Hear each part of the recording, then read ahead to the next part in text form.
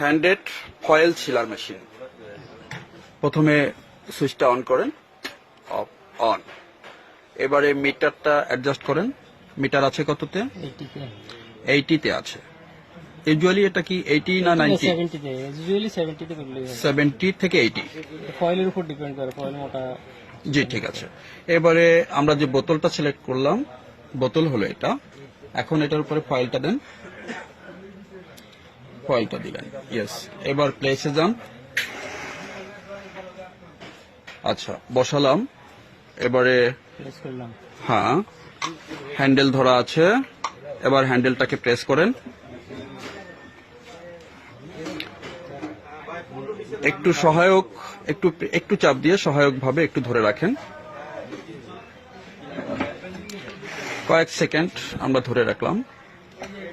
এখন দেখেন অলরেডি এটা ফয়েল সিল হয়ে গেছে। জি, থ্যাংক ইউ।